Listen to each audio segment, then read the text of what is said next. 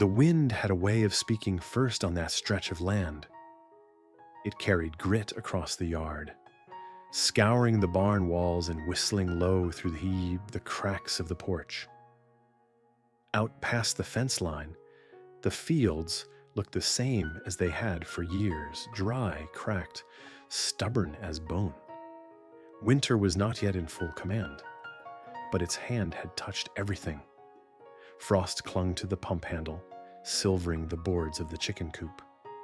Even the mule, old and stiff-kneed, stood half buried in the lean-to like it had already given up on the season.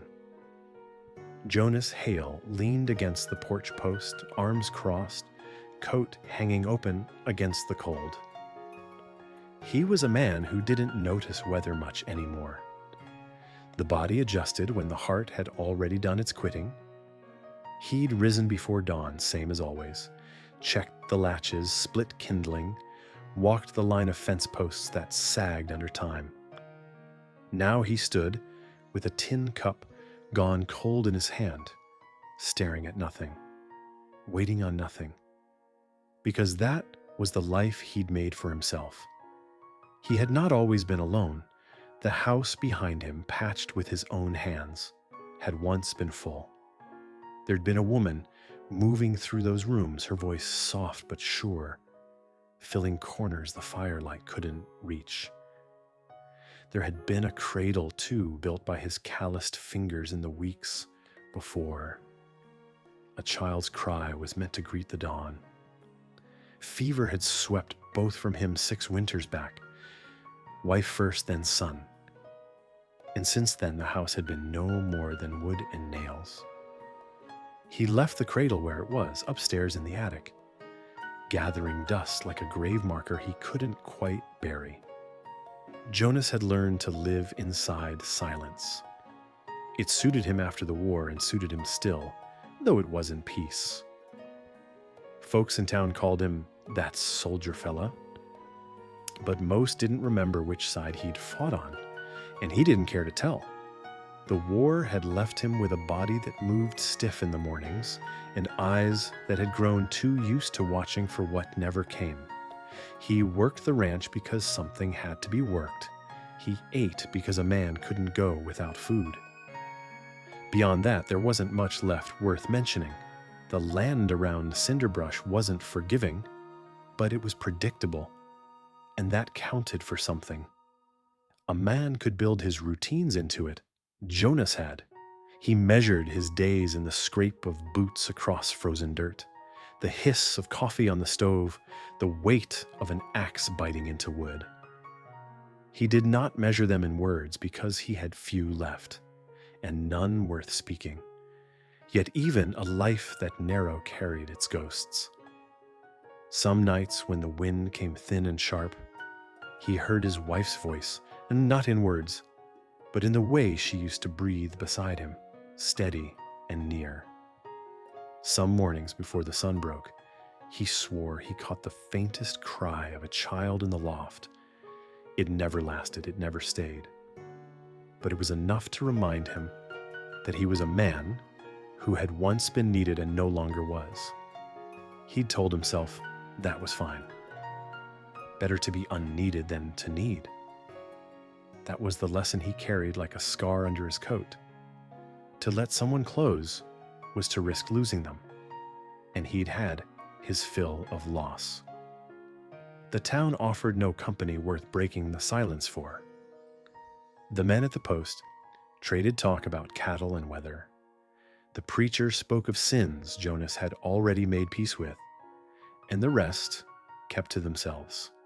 He was fine with that. The quiet of Red Bluff's edge was a kind of armor, and he wore it well.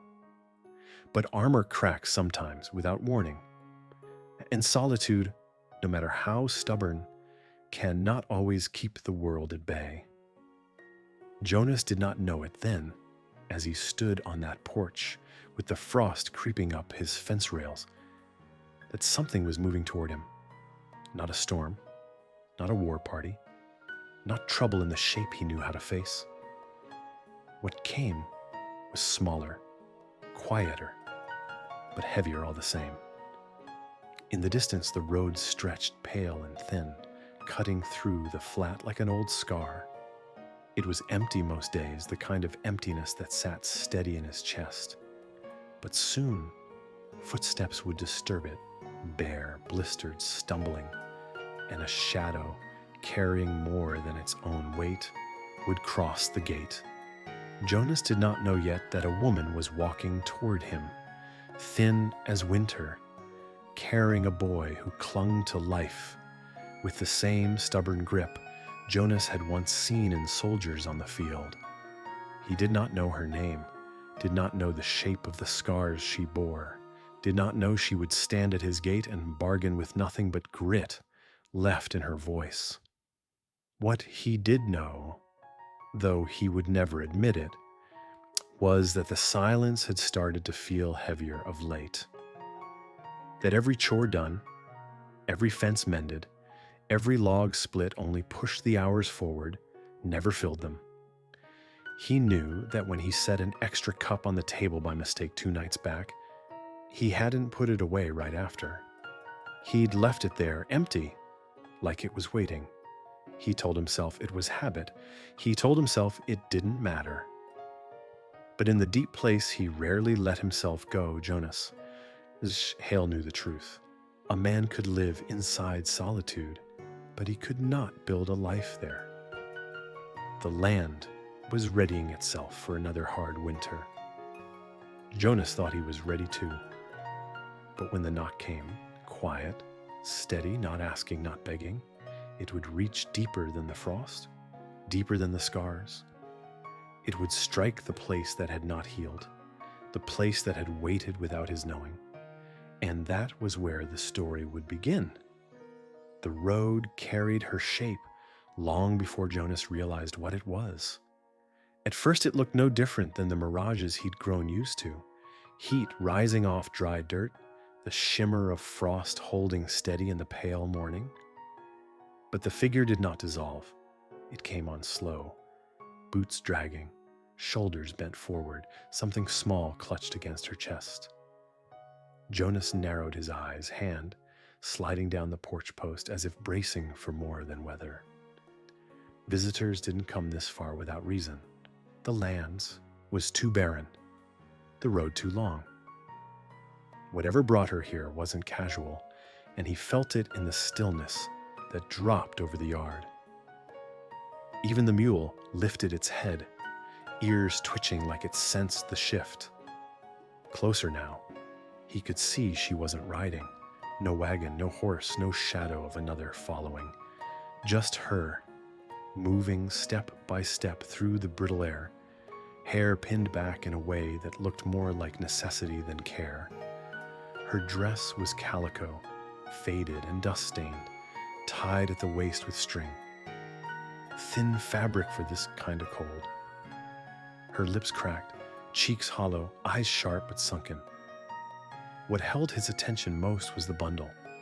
A boy, no more than 2, head resting limp against her collarbone, too quiet for comfort. She reached the gate and stopped, lifted her hand once, knocked on the post with her knuckles, a sound barely louder than the wind. Then she waited.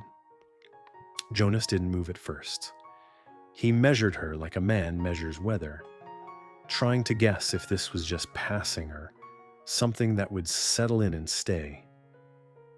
She didn't beg, didn't call out, didn't lean into the fence like she was near collapse, though her knees looked ready to give. She just stood there, straight-backed, holding her boy tight against her chest. When he finally stepped off the porch, his boots crunched across frozen dirt. Each step felt heavier than the one before, as if the ground itself knew something was about to shift. He stopped just shy of the gate. "I ain't here for charity," she said before he could speak. Her voice was raw like it hadn't been used in days, but steady. "I'll work. Milk cows, clean stalls, patch clothes, whatever needs doing. You don't got to be kind. Just feed 'em." Her arms shifted slightly. revealing the boy's face, pale, drawn tight, lips with a crust from sickness. His head lolled like his strength had already gone to hiding. Jonas's jaw worked once, but no words came. He looked past her to the empty road, scanning out of old habit. No tracks, no one trailing. Just her. "What's your name?" he asked finally, his voice low, even. "Ida Brooks," she answered. She adjusted the child in her arms. "His name's Cal." Jonas nodded once, eyes narrowing. Missouri in her voice, he thought. He didn't ask why she'd walked this far or what she'd run from. He already had his guess. The bruise dark along her jaw, the way her shoulders flinched when the wind cut too sharp. He'd seen enough soldiers to know a body carrying more than weight. "You can sleep in the barn," he said at last. "It's dry." She didn't thank him, didn't break down with relief, just gave a short nod, like a deal had been struck, and waited for him to open the gate. He did, stepping back as she passed through. She walked with the kind of limp a person pretends not to have, each step deliberate, carrying herself as if pride was the only thing keeping her upright. The barn door creaked as Jonas pushed it wide. The smell of hay, old feed, and mule sweat rolled out. Inside, the air was colder but still, shelter enough for those who had less. A rough cot leaned against the wall, used during calving season. A lantern hung crooked on a nail. Jonas lit it, and its glow caught her face for the first time. The bruise stood out clearer, so did the grit in her eyes. She lowered herself into the hay and laid the boy on the cot. Cal stirred faintly, coughed once, then settled. She pulled a worn blanket around him, tucking it close, her hands moving with practiced care. When her shoulders slumped against the wall, it looked less like relief and more like surrender to exhaustion. Jonas left without a word, came back with 2 blankets and a chipped bowl of boiled potatoes. He held them out. She took them, coaxing the boy to chew first, then ate what was left in small, careful bites. Not hunger, discipline. She'd done this before, too many times maybe. "You need anything else?" he asked from the doorway. Her eyes lifted to his, tired but steady. "No." He nodded and stepped out, pulling the door closed behind him. The night pressed down, cold and wide. He stood outside longer than he needed to, watching the road where she'd come from, listening for something that might follow. Nothing did, just the wind. Back in the house, he sat at his table with a tin cup gone cold. The kitchen smelled faintly of coffee and smoke. For years he had eaten alone, drunk alone, listened only to the creak of boards and the groan of winter in the rafters. Tonight the silence was different. It carried weight, but not just his own. Jonas told himself it was nothing. A woman passing through, a boy needing food, a night's shelter offered out of decency, nothing more. But as he sat there in the half-dark, the sound of her voice lingered. Not the words, just the way she had said them, steady, unbent, even as she looked near collapse. He felt it pressing against a part of him he thought had gone long dead, the part that still remembered what it meant to hold life inside your walls, however fragile. He didn't go near the attic that night, didn't look at the cradle, but for the first time in 6 years, he set out a second cup on the table and left it there. Empty, waiting. By morning, the frost had deepened. Clung to the rails like white moss, stiffened the trough water into thin glass, and spread brittle patterns across the cabin windows. Jonas moved slow through his chores, same as always, though his eyes found the barn more than once. The lantern inside had burned low through the night, a small glow cutting between the slats, reminding him there was life under that roof that wasn't his. When the sun pushed a gray light over the ridge, Jonas crossed the yard, boots heavy against the frozen ground. The barn door groaned as he eased it open. She was sitting upright against the stall wall, blanket around her shoulders. The boy was curled close, his tiny chest rising and falling in a rhythm too fragile to trust, but steady all the same. Ida lifted her head at the sound of the hinge. She didn't startle. Her eyes were sharp, alert, like she'd been awake most of the night. "You eat?" Jonas asked, voice flat, practical. She nodded once. "What was left, I gave him." "You hungry now?" She hesitated, then admitted, "I could use water." He left, came back with a canteen and a second bowl of boiled oats from his own kitchen. She accepted both without ceremony, spooned what she could into the boy's mouth before finishing the rest herself. Jonas leaned against the stall post, arms folded. Her hands were steady but raw, knuckles red from cold and wear.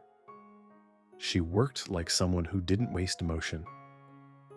"What happened to your leg?" he asked after a long silence. Her eyes flicked down to the boot she'd tried to keep hidden. "Wagon axle snapped 3 towns east. I jumped to grab him before it rolled." She nodded toward the boy. "Didn't land right." "You've been walking like that since?" "Some road part. A man gave us a lift out past Oxbow." But he started talking like he wanted more than directions. Her eyes hardened. "I left before it got bad." Jonas gave a slow nod. He didn't ask more. The bruise on her jaw, the limp, the hollow lines under her eyes, all of it already told the story. She wasn't a woman who volunteered details for pity. She gave only what was needed, and that sat well with him. "Any family out here?" he asked. "No." A pause, then softer. "Not anymore." He didn't push. That was answer enough. Jonas shifted, straightened. "You can stay long as you work." Her head lifted, eyes narrowing slightly, as if testing the terms. "I got 2 milk cows," Jonas went on, his voice plain. "Both due come spring. Pens need cleaning. Wood needs cutting. Clothes need mending. You can manage that." "Yes." There was no hesitation, no pride, just certainty. And more, if needed. "Then we understand each other." For a long moment, silence hung in the barn, heavy but not hostile. Ida looked down at her son, smoothing the boy's hair with fingers cracked from cold. Jonas studied her, not with pity, but with the quiet acknowledgement of someone who recognized grit when he saw it. By mid-morning, she had tied her hair back tighter, rolled up her sleeves, and moved with the kind of determination born of necessity. Jonas mended the fence line while she gathered the scattered laundry, built a fire in a rusted basin, and scrubbed clothes until her hands bled fresh. Cal lay bundled in a blanket nearby, rabbit doll tucked to his chest, watching her with half-lidded eyes. She bent to him often, checked his forehead, adjusted his blanket, whispered words Jonas couldn't hear. He watched her out the corner of his eye as he split logs. She didn't stop, didn't rest, except when Cal did. There was strength in her, lean but stubborn, the kind he'd only seen in men who'd survived long battles. He recognized it because he carried the same in himself. That night, he cooked beans and cornbread, set 2 plates out without speaking of it. Ada didn't hesitate. She sat, fed Cal first, then herself. Jonas ate in silence across from her. The quiet between them wasn't awkward. It was working silence, earned silence, the kind that grew in the space between people who had nothing to prove and nothing left to waste. Later, after the boy had fallen asleep on the rug near the stove, Ida stayed seated, staring into the embers. Her hands were raw, skin split, but she held her tin cup steady. "You got family once?" she asked, voice low. Not probing, just sharing the weight of the firelight. Jonas hesitated, then nodded. Wife? Son too? Gone? He nodded again. 6 years? She didn't offer pity, didn't say she was sorry, just let the truth sit. Cal had a brother and sister, she said after a while. Her voice wavered once, then steadied. Lost both in the same week. Fever. Jonas let the silence stretch. You been running since? Pretty much. Her eyes fixed on the fire. He's all I got left. I ain't losing him too. Jonas looked at her for a long time, then rose, crossed the room, and fetched a folded blanket from the cabinet. He set it down by her feet. She didn't thank him, didn't need to. She simply pulled it close and laid it over her son. That night, Jonas stood in the doorway of the kitchen, one hand on the frame, watching them sleep. Ada curled protectively around Cal, the blanket drawn high, the rabbit pressed close to the boy's chest. For years, he'd walked through this house without purpose, moving only to keep himself alive. But now, the silence was different.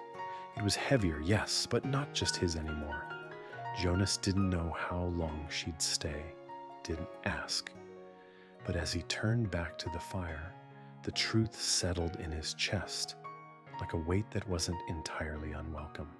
He had let someone in, and that meant something had already changed. Jonas woke before dawn, same as always. The cabin air hung cold, thick enough for his breath to fog in front of him. He stirred the coals, set the kettle near the flame, and listened. For years, that silence had been whole, absolute.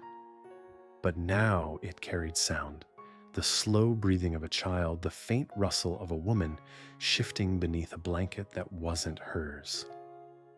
It struck him how even quiet could change its shape when more than one life filled a room. He pulled on his coat and stepped out into the yard. The frost cracked beneath his boots, brittle as glass. The barn stood against the pale wash of morning, door drawn shut. He didn't head there first. Habit carried him to the pump, to the chicken coop, to the trough. He worked slow, deliberate, though his eyes cut toward the barn more often than he meant them to. When he finally opened the door, the lantern was out, but the air still carried its smoke. Ida was already on her feet, one blanket folded neatly over her arm, the other wrapped around her shoulders. Cal was sitting on the cot, rabbit doll pressed against his chest, watching her with wide eyes that looked older than they should. "You're up early," Jonas said. Ada didn't flinch at the sound of his voice. "Didn't sleep much?" Jonas nodded once, stepping inside. He set a chipped bowl of beans and bread on the cot edge. "Eat." She took it without protest, broke the bread into small pieces, and coaxed Cal to chew first before she touched her own share. Her movements were patient, practiced. She fed him with the kind of focus that told Jonas she'd done it 100 times, probably with less food than this. "You can bring him in the house tonight," Jonas said after a long silence. Ida looked up. "We don't mean to take your space. You're already here." His voice was low, flat, but it wasn't hard, just certain. "Warmer inside, safer too." Her lips pressed tight, then softened. She nodded once as though she understood the offer was not kindness, but agreement to a truth already set. That evening, after a day spent working as if she had something to prove, Ida stepped across his threshold, carrying Cal in her arms. She paused a moment at the door, as if the warmth itself was foreign. Jonas didn't speak, only pulled another blanket from the shelf and laid it across the cot near the stove. The boy's eyes lit up, not because the bedding was soft or new, but because it was clean, warm, and meant he didn't have to sleep outside. Etta sat beside him, shoulders loosening for the first time since Jonas had seen her. She pulled him close, pressing her cheek to his hair. And for a fleeting second, she looked almost young again.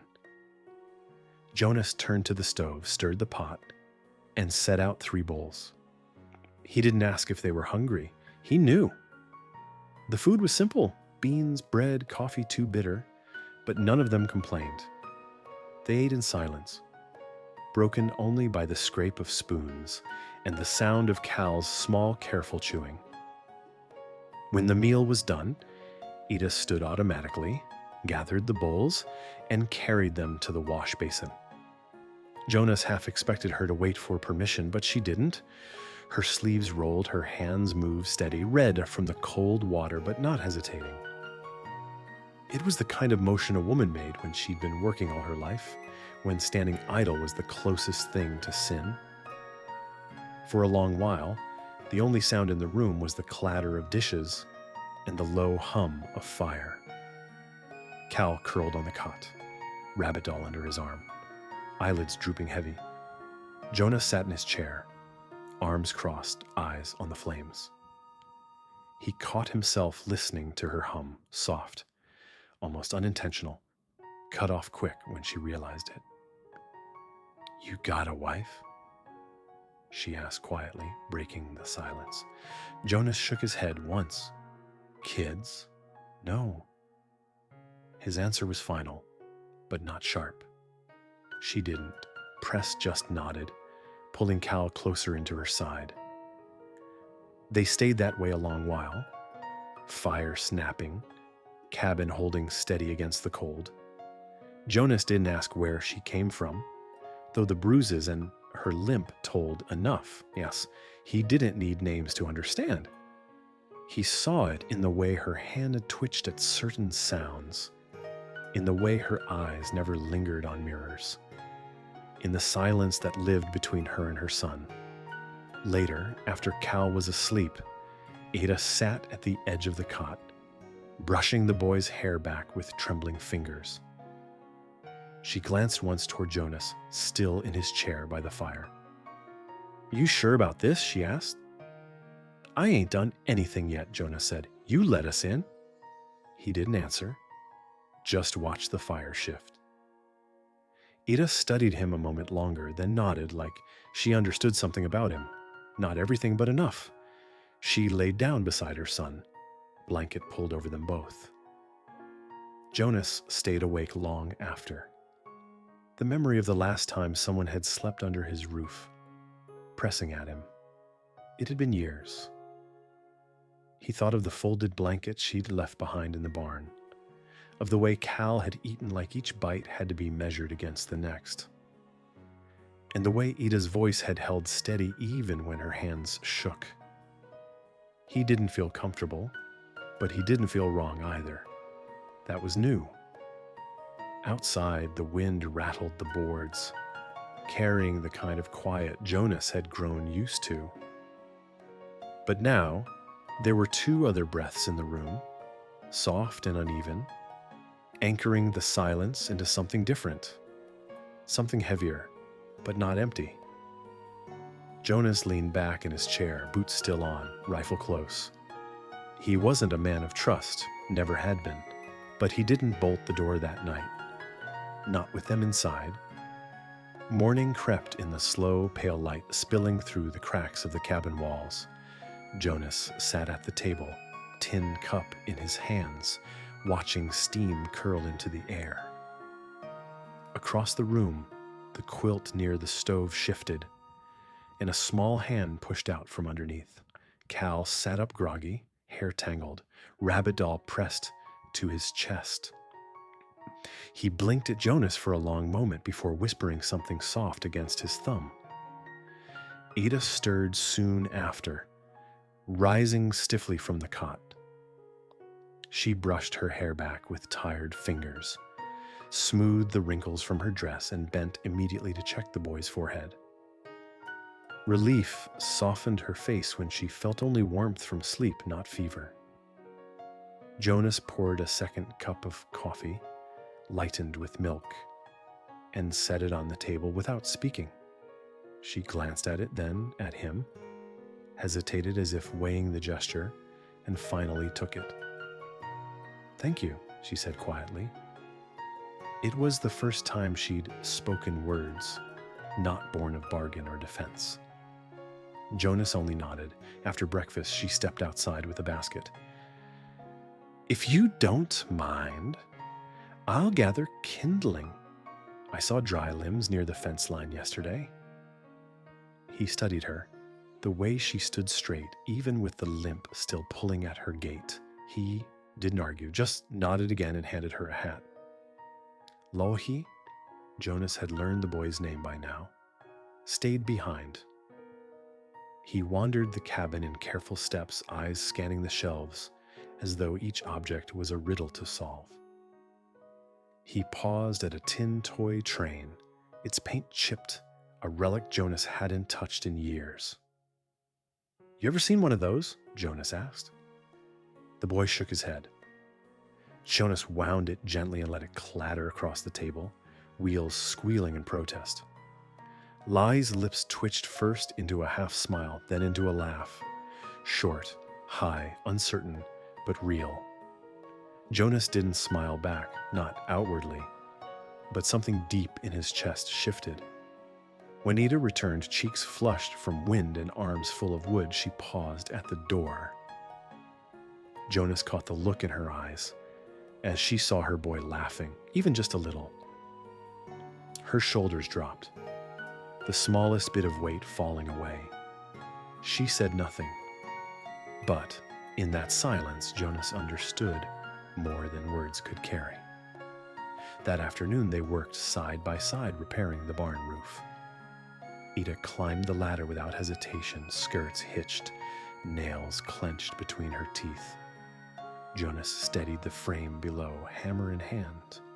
He caught himself glancing up, watching the way she moved with surety, like someone who had patched more than roofs in her time. "You patch roofs often?" he asked. "I do what needs doing," she said, not looking down. "Always have." The simplicity of it settled between them, plain as truth. By supper, the house carried a rhythm it hadn't known in years. Ada stirred stew. Cal sat nearby stacking blocks Jonas had carved for him. And Jonas laid out bowls, without thinking to count only one. It was natural now. 3 plates, 3 spoons, 3 steady breaths against the chill outside. After the boy had fallen asleep, curled tight against his rabbit, Ada stayed at the table, mending one of Jonas's shirts. She hadn't asked if she could, just picked it up and threaded the needle. Jonas sat by the fire, arms crossed, watching the way the lamplight caught her hair. "You ain't got to do that," he said. "I know." She didn't look up. "But it keeps my hands busy." Jonas nodded, understanding more than he could say. Silence held between them, not sharp, not heavy, just full. Later, when the fire had burned low and the wind rattled the shutters, Jonas stepped outside for a smoke. The night sky was black, stars sharp as needles. He leaned against the post, breath fogging in front of him. Behind him through the window, he saw Ida braid her son's hair, her hands steady, face soft in the lamplight. Jonas let the smoke curl into the cold and thought about how long it had been since anyone else's voice had filled this house. He told himself it was only for a night, then another. But deep down, watching them framed in the glow, he knew better. For the first time in years, the silence didn't feel like something closing in. It felt like something opening, and that was dangerous. Because once a man started to trust again, it meant he had something to lose. The fire had burned down to a low glow, orange cracks shifting under blackened logs. Jonas sat in his chair, boots still on, rifle leaning close by, though his eyes weren't on it. They were fixed on the quilt near the stove where the boy slept, curled tight around that ragged rabbit like it was the only thing tethering him to the earth. Ida was still at the table, needle sliding in and out of one of Jonas's shirts. Her hands moved steady, but her eyes had gone far away. The hum she carried earlier was gone, replaced by silence stretched thin, like she was holding something back. Jonas knew the look. He'd seen it in campfires after battles, men staring into nothing, their hands busy with tasks that didn't matter, just to keep from remembering too much. "You don't need to mend that tonight," Jonas said finally, voice low. She didn't look up. "I know." The room held a long pause, broken only by the wind pressing against the shutters. Jonas leaned forward, elbows on his knees, staring at the flames. His chest felt heavy, like words wanted out but didn't know the road. "Had a family once," he said. The word surprised him, but he didn't stop. "Wife, boy." The needle paused mid-stitch. Ida lifted her eyes slowly. "They're gone?" Jonas nodded, throat tight. 6 years. Fever took them both the same week." He looked into the fire, jaw stiff. "House went quiet after that. Never filled back up." Ida set the shirt down, thread hanging loose. She didn't offer pity, and he was grateful for that. She just sat still, hands folded, listening like the words mattered. After a long while, she spoke. "I had 3 once. Cal had a brother and sister." Her voice cracked but steadied. "Lost both in the same week. Fever too." Jonas turned, eyes catching hers. They sat there, locked in silence, the truth of loss bridging the space between them better than any comfort could. "I buried them myself," she went on, voice quiet, as though afraid the memory might wake the boy. "Ground too hard, but I dug till I bled. Couldn't leave them out there, couldn't let him." She nodded toward Cal. "See them left like that?" Jonas swallowed hard. He remembered the weight of a shovel in his own hands, soil refusing to give, the sound of earth falling on wood that should never have been needed. "You've been running since?" he asked. "Pretty much," she said. "Kept moving, hoping I could outwalk the ache. Then he started hurting me more. Figured I didn't feel nothing anymore, so why not?"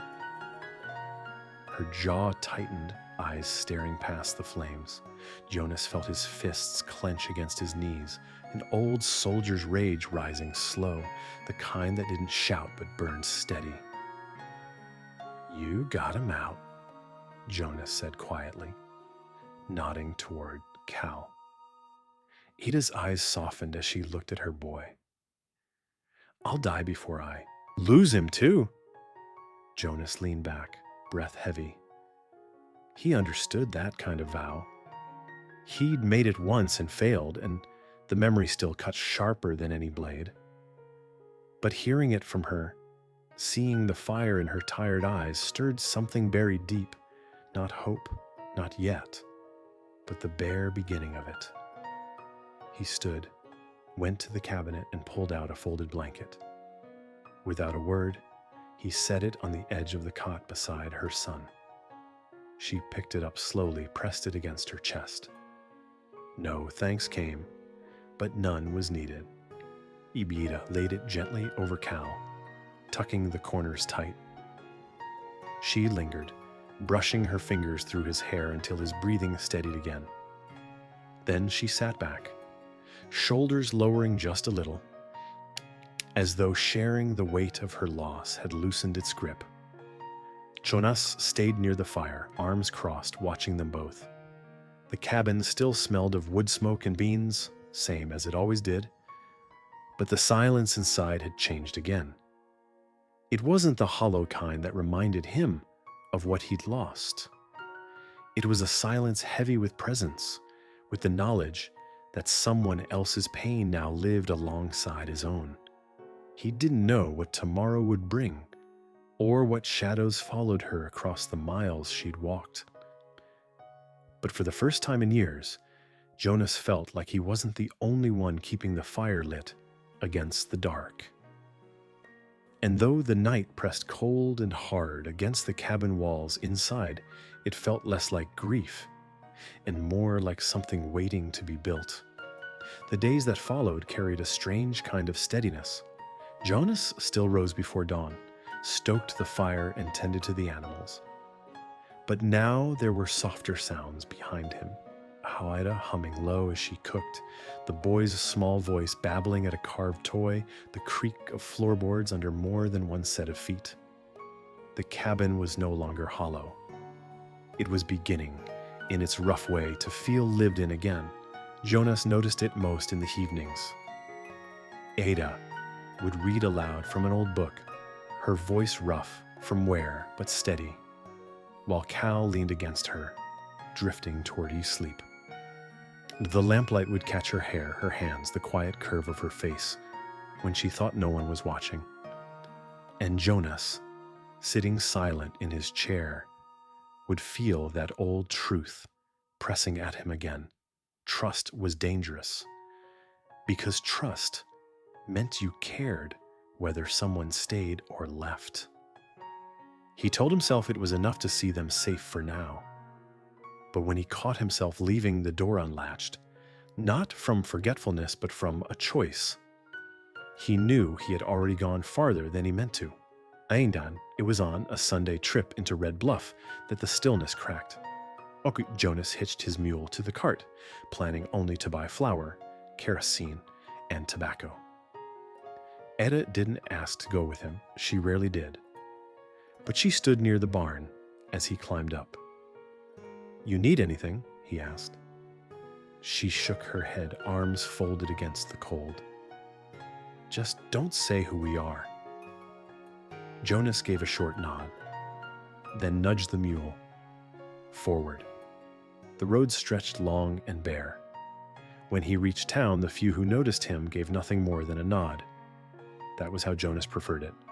He moved through the stores deliberate, gathering what he needed, saying little. But as he stepped out of the general store with his sack in hand, he saw him. A man leaned against the post out front, coat too clean for the dust, hat pulled low, eyes sharp and restless. Not a local. Jonas had seen the type before.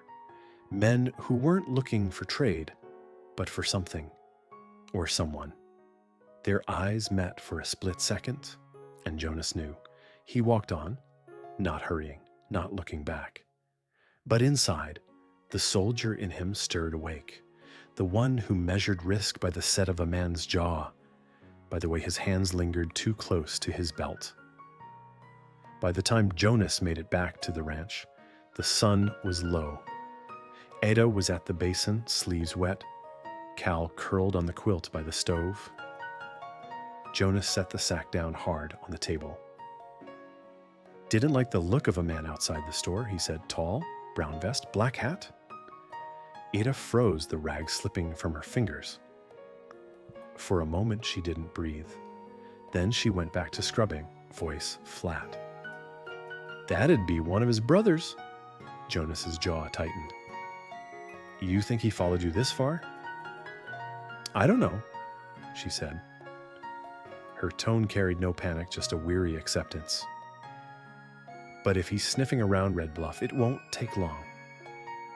Jonas studied her, the bruise that still lingered faint under her collar, the way her hands trembled only when she thought no one noticed.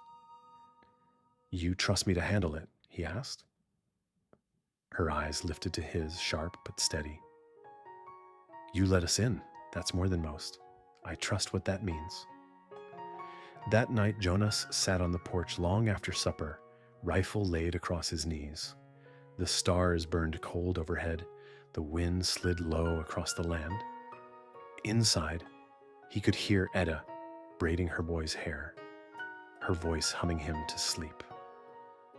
Jonas didn't know when or how the man would come, but he knew this much. Whatever storm was building, it was already rolling toward his land. And for the first time in years, he had something to keep, something worth standing in front of. So, he stayed where he was until the night went black, boots planted, gun ready. Not because he liked the fight, but because the fight was coming all the same. And this time, he wasn't just fighting for himself. The cold came heavier that night, frost painting the edges of the window panes, white by dawn. Jonas hadn't slept. He sat with the rifle across his knees, boots planted, watching the horizon through the cracks of the shutters. The quiet was thick, not peaceful, but waiting.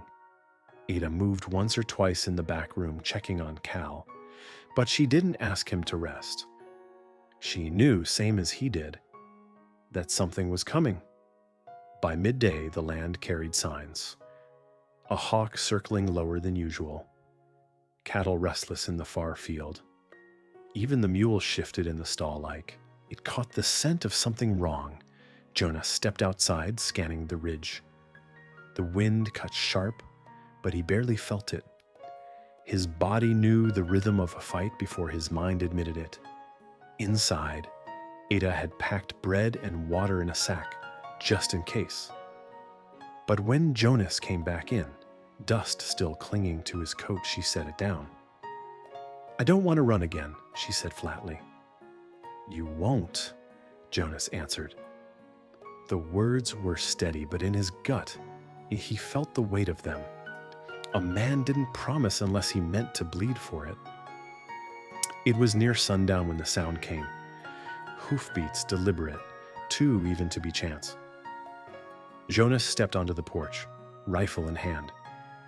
Two riders slowed at the gate, breath of their horses turning white in the cold. One wore a clean gray coat, gloves too fine for the basin. The other was broad-shouldered, hat pulled low, revolver loose at his hip, the kind of man paid to stand close and follow orders. The man in gray dismounted first. He carried himself with the calm of someone who'd spent his life buying what he wanted.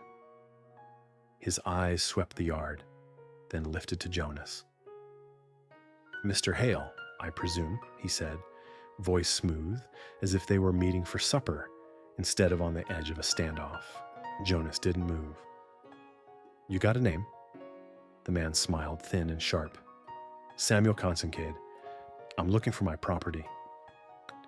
His eyes flicked towards the window, where the curtain shifted just slightly. Jonas felt the burn rise in his chest, but his voice stayed level. "Don't see any property here." Consincade's smile faded to a cold line.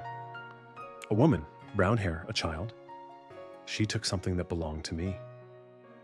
Ada stepped into view then, straight-backed, her face pale but steady. "I'm not yours," she said. Consincade's eyes sharpened. "You broke a contract, left debts behind. You don't get to walk free."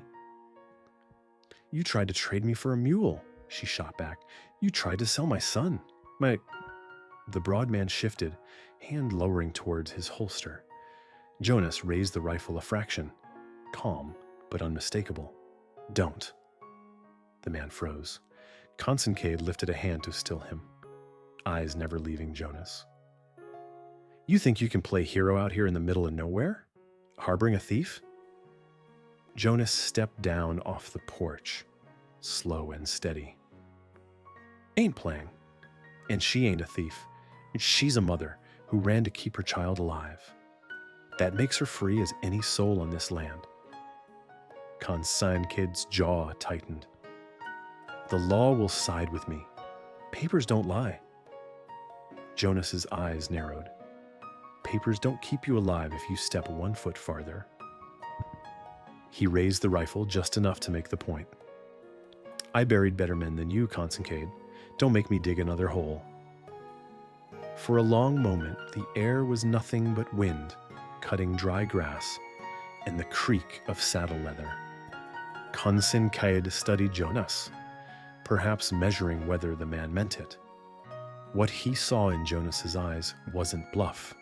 It was the steady, cold certainty of someone who'd already lost everything once and wasn't about to let it happen again. Consincade spit into the dirt, sharp and angry. "She'll run again. That's what women like her do." Jonas didn't blink. Then she'll do it with her head high, not chained to you.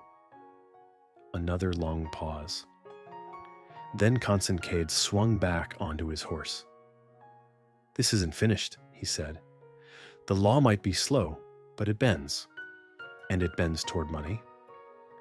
Jonas didn't move until the riders were no more than shadows fading into the ridge. Only then did he lower the rifle, his body stiff with the weight of holding ground.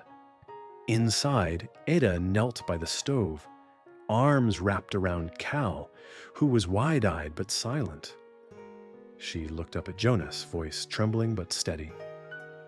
He's gone. For now, Jonas said. For good? Jonas shook his head. Not yet. Ada exhaled, the kind of breath you only let out after years of holding it tight. Cal leaned into her chest. Rabbit Doll clutched hard. And for the first time, she didn't look like someone ready to run. She looked like someone bracing to stay. Jonas set the rifle by the door, boots still on, eyes still sharp toward the window. He knew this wasn't the end. Consincade had money and pride, and men like that didn't ride away without coming back harder. But tonight, at least, the house was theirs, the fire was steady, the boy was safe in his mother's arms. And Jonas Hale, who once thought silence was all he had left, knew now that silence could also mean something else. Two people breathing in the same room, alive, together, choosing not to give ground. The cabin stayed warm that night, but the air inside carried a new weight. Consincade was gone, yet his words lingered like smoke that clung to cloth no matter how hard you tried to air it out. Jonas sat by the door, rifle propped close, boots still on. He told himself it was habit, but he knew the truth. This wasn't over. Ada didn't speak much after. She fed Cal, tucked him beneath quilts, then sat at the table long after the boy slept. Her hands rested flat against the wood, shoulders stiff. Jonas watched her from his chair, the lamplight catching the strain in her face. You think he'll come back soon? She asked finally, voice quiet. Not tonight, Jonas said. But a man like that don't ride away empty. He'll find another road. Ada's eyes closed briefly, as though bracing for the weight of it. The law bends for men like him. Jonas nodded once. He'd seen it before. Money greased palms quicker than truth ever could. And still, he wasn't about to tell her to pack. Not this time. 3 days later, Sheriff Lyle came riding in at first light, his coat stiff with frost, his face lined deeper than Jonas remembered. He dismounted slow, boots crunching in the yard. And when Jonas met him at the porch, the lawman wasted no time. He's filed with the district office, Lyle said. I've got papers claiming you're harboring his ward, obstructing debt collection. Judge Ambrose Lott's already signed to hear it. Eda stepped out then, pulling Cal close against her skirt. The boy blinked in the cold light, too young to understand the words, but old enough to sense the fear in them. What's it mean? She asked. Lyle shifted, glancing at Jonas before answering. Means if Consincade tells his story first, with papers in hand, a judge might hand him custody. Law out here favors ink more than flesh. Jonas felt his jaw tighten. So he means to drag her back with a signature. Exactly, Lyle said. And I'll be plain. He's got friends in that court. If you wait here, papers will do what pistols couldn't. Eda's face went pale. She bent low, pressing Cal's hair back from his forehead, her breath shaky against the crown of his head. Then he'll win, she whispered. Jonas shook his head. Not if we speak first.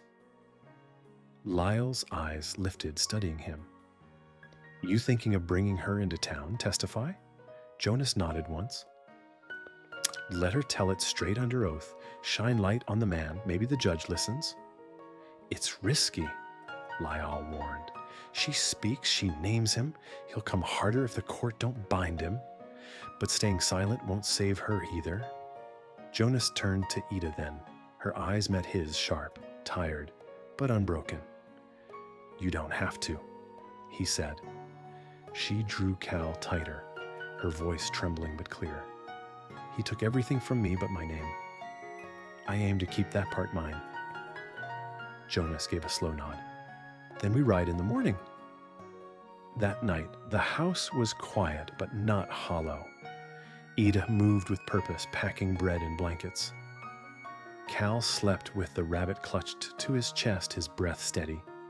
Jonas cleaned the rifle once more, though he knew steel wouldn't win this fight. Words would. And that, more than bullets, carried a weight he wasn't used to shouldering. He looked across the room to where Ida sat, stitching the boy's torn shirt one last time before the journey. Her hands shook only a little. Her face was pale, but there was fire in her eyes. Jonas knew then this wasn't just about law. This was about survival in a way that ran deeper than blood or land. Before dawn, they saddled the mule and rode out, Cal bundled between them. The basin stretched wide and empty, frost crunching under hooves, the air sharp enough to cut. Neither spoke much. The silence wasn't fear anymore. It was focus. By noon, the low buildings of Red Bluff came into sight, the old bank's brick back wall now serving as the courthouse. The bell above the church struck once, flat against the cold sky. Jonas felt Ida's hand tighten at his coat, but she didn't falter. Inside, Judge Lot sat stiff-backed behind a desk worn smooth with years of disputes, land lines, cattle counts, debt tallies. But never this. Never the ownership of a woman and child. Conson Cade was already there, dressed fine. Papers stacked neatly in his gloved hands. His eyes slid to Ida, with a smile too thin to hold anything but venom. Jonas stood tall at her side. Cal leaned into her shoulder, a rabbit pressed between them. The judge raised a brow. "Mr. Consoncade, present your claim." Consoncade spoke smooth, polished. "The woman was under contract, broke it, took the child, my brother's ward, and fled. I seek return of property and compensation." The word hit the air like rot. Property. Jonas felt Ida stiffen beside him, her fingers curling tight against Cal's back. When the judge turned, her voice came steady, louder than Jonas expected. "I signed to labor, not to be sold. They starved us, beat me, tried to trade me outright. I didn't flee a contract. I fled slavery." The room went still. Jonas stepped forward then, voice even but hard as stone. "And when she reached my land, that boy couldn't stand. She didn't beg. She worked, earned every bite with her hands." "That's not property.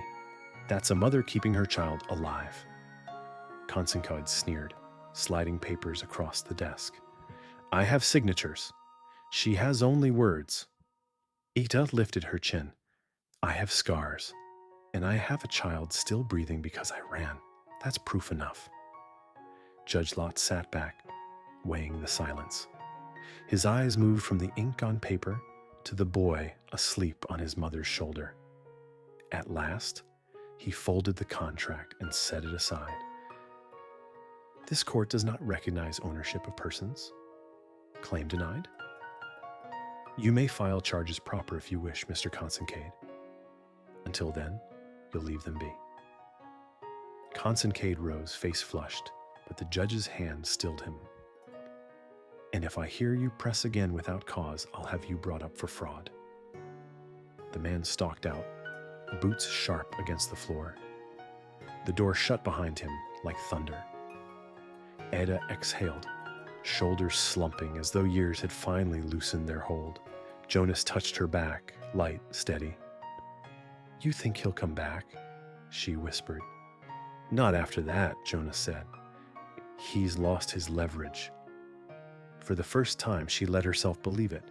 She drew Cal close, kissed the top of his head, and when she looked at Jonas, her eyes weren't just tired anymore. They were alive. They rode home through the basin as the sun broke through gray clouds. Same snow, same fences, but the land felt different. It wasn't a place of running anymore. It was a place of staying. The ride home from Red Bluff was quiet, but not heavy. Snow crunched under hooves, the sky pale with weak sunlight. And for the first time in weeks, Ida's shoulders weren't drawn tight. She sat taller in the saddle, Cal pressed against her, his rabbit tucked under one arm. Jonas guided the mule slow across the basin, his eyes on the horizon, though his thoughts sat closer. The courthouse had given them no riches, no promises, just words on paper that said Kansenked had no hold here. But for people who'd lived years, running from shadows, words could be a kind of freedom too. By the time the cabin came into sight, smoke curling steady from its chimney, Ada let out a breath that almost sounded like a laugh. She hadn't thought she'd see this place again. Not after facing him, not after hearing that word, property spat, like a nail meant to pin her down forever. But she had stood, and she had spoken, and she was walking back under her own choice. Inside, the fire was waiting, banked low but warm. Jonas set Cal down, and the boy tottered across the floor with clumsy steps, rabbit dragging. Etta followed, her fingers trailing along the doorframe, like she was making sure it was real. "It feels different," she said softly. Jonas nodded, unbuttoning his coat. "It is." The days after fell into rhythm, though not the kind born of survival alone. This was something steadier. Ada moved about the house, not like a guest, but like someone claiming space that was already hers. She baked bread, boiled soap, scrubbed the windows until the weak winter light shone clear through the glass. Curtains she had sewn weeks earlier now hung sun-bleached at the edges. Jonas worked the fence line, chopped wood, patched the barn roof where snowmelt had warped the boards. But there was something different in the weight of his steps, too.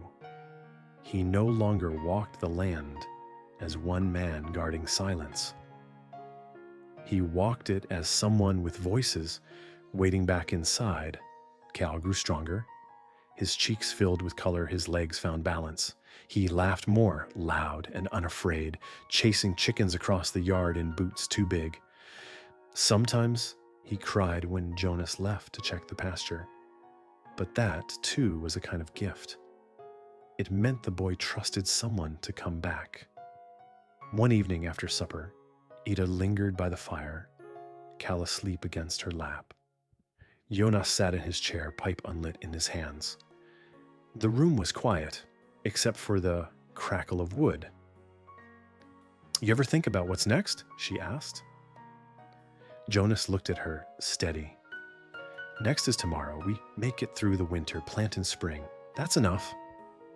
She smiled faintly, eyes lowered to the boy. "I used to think next meant running. Always further, always hiding. I don't think that anymore." Jonas leaned forward, voice low but certain. "Because you don't have to." The firelight caught her face then, soft and unguarded. For a moment, the bruises of the past weren't what he saw.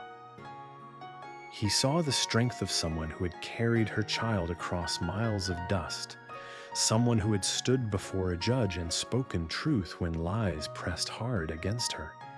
He saw someone who had chosen to stay. Outside, the wind shifted. Winter still had its hold, but there was promise in the air, the kind that whispered of thaw and planting, of calves born in spring, of work done side by side instead of alone. Weeks turned to months. Snow melted into mud. Mud gave way to shoots of green. And the basin filled again with sound. Birds, calves bawling, the low creak of wagon wheels on the road.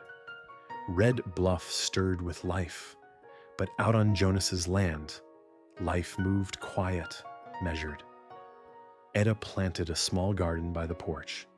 Cal carried water in a bucket half his size, sloshing most of it onto his boots, but proud all the same. Jonas mended harness straps, built a new chicken coop, and cut lumber for a pen that would hold goats come summer. One Sunday afternoon, they all rode into town together. Ada wore her hair loose for the first time. Cal clutched a leather satchel Jonas had stitched from scraps. At the schoolhouse, Miss Clary knelt and asked him to count. He did, clear and sure all the way to 10. Ada's eyes shone. Jonas stood a step back, but his chest felt full in a way he hadn't known in years. That night, back on the porch, they watched the sun sink red behind the ridge. Cal dozed against his mother's shoulder, rabbit still in his grip. Eda looked out at the land, then at Jonas. "You glad we stayed?" she asked quietly. Jonas didn't hesitate. "Glad you stopped running." Her lips curved, not quite a smile, but something deeper. "Me too." The silence that followed wasn't the hollow kind Jonas had lived with for years.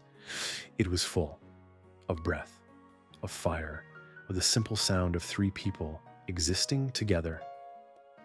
A soldier who had buried too much, a mother who had been nearly broken, and a child who had been saved by both. This wasn't charity. This wasn't pity. This was a choice built day by day, board by board, breath by breath. And as the night deepened and the land quieted around them, Jonas Hale knew the truth. He wasn't alone anymore.